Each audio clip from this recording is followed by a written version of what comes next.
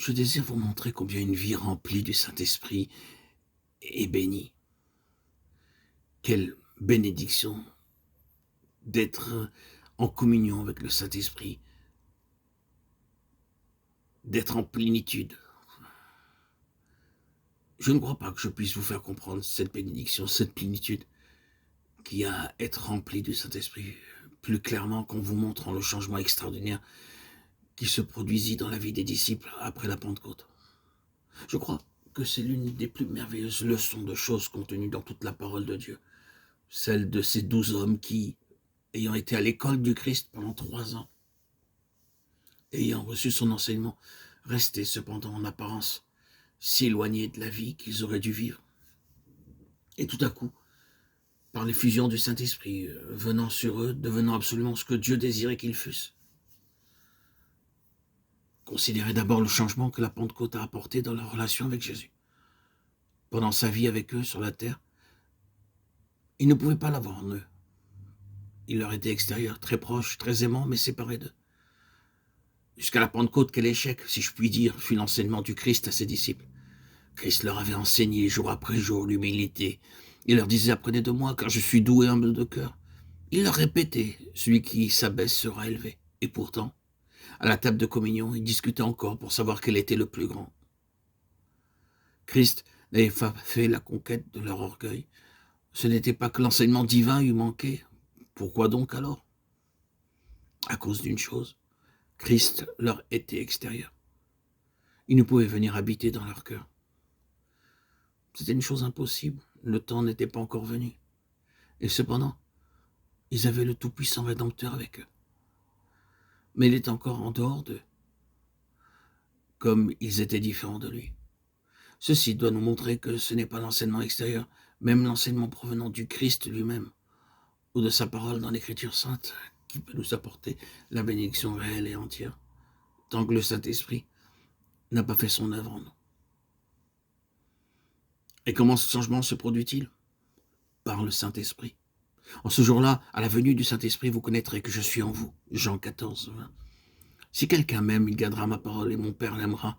Nous viendrons à lui et nous ferons notre demeure chez lui. Jean 14, 23.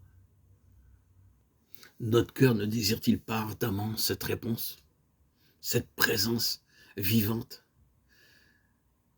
venant nous édifier, nous transformer? Rappelez-vous les heures heureuses, les premières heures lors de votre immersion dans les eaux baptismales. Pour ma part, ce fut le plus grand des miracles de toute mon existence. Le 26 septembre 2019, où j'ai pu vivre cette communion, où tout mon corps, toute ma physionomie, mon squelette même s'est redressé, édifié par cette force régénératrice qu'est le Saint-Esprit. Ah, quel bonheur! Le Saint-Esprit est en nous. Il est venu en nous. Frères et sœurs en Christ, vous tous qui avez été baptisés, vous saisissez ce que je vous dis. Mais par les soucis, les contraintes, il peut vous arriver. Et Satan, bien sûr, qui est derrière tout cela, de vous séparer de cet esprit, de l'amoindrir. Il ne vous quittera pas, bien sûr, mais il sera un petit peu étouffé par les vicissitudes de la vie, les douleurs, les épreuves. Rappelez-vous, frères et sœurs, votre baptême. Rappelez-vous que le Saint-Esprit est là. Christ habite dans vos cœurs par le Saint-Esprit que vous avez reçu. Rappelez-vous simplement.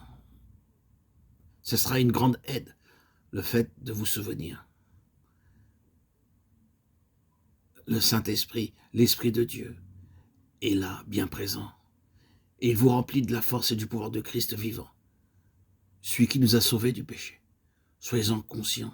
Vous avez le Saint-Esprit en vous. Jésus vous aime. Il ne désire pas être séparé de vous, même une minute. Il ne s'est pas séparé de vous. Vous avez reçu par votre baptême le Saint-Esprit.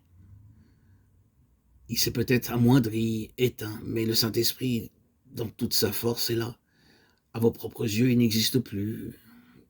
Vous l'avez chassé. Non, le Saint-Esprit est là. Dieu vous aide à revenir à la plénitude du Saint-Esprit qui habite dans votre cœur. Et pour cela, saisissez simplement votre Saint-Esprit. Le Saint-Esprit que vous avez reçu est là. L'Esprit de Dieu est là. Cette force, ce pouvoir du Christ vivant est là. Ayez la foi, tout simplement. Et le Saint-Esprit lui-même, par son immense puissance, vous aidera à commencer à réouvrir l'Évangile, à vous intéresser un peu plus. Toutes ces épreuves que vous avez vécues ne vous ont pas amené à l'échec. Non, ce n'était pas pour que vous échouiez. Non, c'est tout simplement pour vous enseigner l'humilité. Car c'est dans la faiblesse que le Seigneur se rapproche de ses enfants. L'orgueil, les désirs de ce monde, les plaisirs ont érigé un mur entre vous et lui.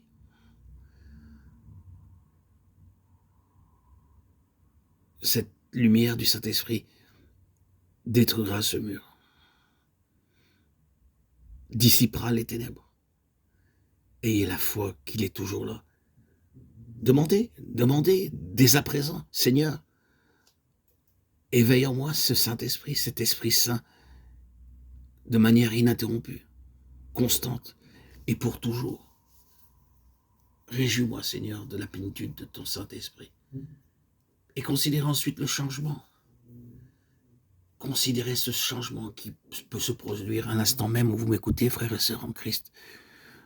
Constatez ce changement qui intervient, qui se produit dans votre vie intérieure par votre foi en Christ, par votre foi que le Saint-Esprit n'est pas parti, il est bien là.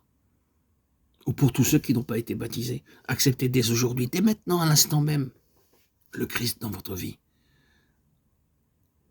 Il n'est pas nécessaire, quoique j'ai toujours insisté sur le fait qu'il faut... Le baptême, c'est la porte d'entrée pour accéder au royaume. J'ai attendu plus de 34 ans pour avoir cette porte d'entrée. J'ai eu beaucoup d'embûches. Mais il n'est pas nécessaire pour certaines personnes qui ont une foi forte de croire que le Saint-Esprit viendra avec le baptême. Il peut venir dès maintenant si vous acceptez Christ dans votre vie. Amen. Dès aujourd'hui, j'accepte, je reçois Christ dans ma vie. Dites-le, dites-le. Et vous sentirez cette force édifiante, régénératrice qu'est le Saint-Esprit, qui vous renouvellera jour après jour, comme il l'a fait depuis le jour de mon baptême où je l'ai reçu. Oui, j'ai attendu longtemps, mais je ne savais pas. Et pourtant, j'ai lu secrètement la Bible pendant des années et des années. Secrètement, alors que j'étais dans le milieu juif orthodoxe, que ce soit au centre de Jérusalem, à Mea Shearim, où j'ai fait les grandes écoles juives, les grandes yeshivot, les écoles talmudiques d'Aix-les-Bains. Mais je ne savais pas que c'était si simple. Demander à Dieu de nous combler de son esprit. Et vous le recevez. Pour moi, le jour de mon baptême, par immersion au lac de ma ville natale, où je suis né, fut pour moi une transfiguration. Une faillite de toutes mes incertitudes, de tous mes doutes, de toutes mes défaillances, pour connaître cette révélation qu'était Christ. Tout mon judaïsme, toute mon étude, tout mon ancrage dans la loi mosaïque s'était évaporé, laissant place à Dieu. Il y avait un livre que je lisais, que je connaissais particulièrement par cœur, le livre de Rav Shlomo Gensring, le Shulchan Aruch, qui me donnait beaucoup de force et qui n'avait plus de consistance le jour où Christ s'est révélé à moi, où la grâce s'est révélée à moi. Je ne marchais plus selon la loi, mais selon la grâce. Ce livre que j'ai étudié pendant plus de 10 ans, plus de 7, 8, 20, 10 fois de lecture, que je connaissais pratiquement par cœur, n'avait plus de consistance.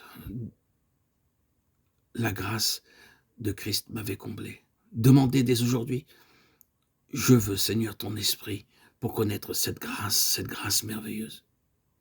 Amen. Alléluia. Que Dieu vous donne le Saint-Esprit.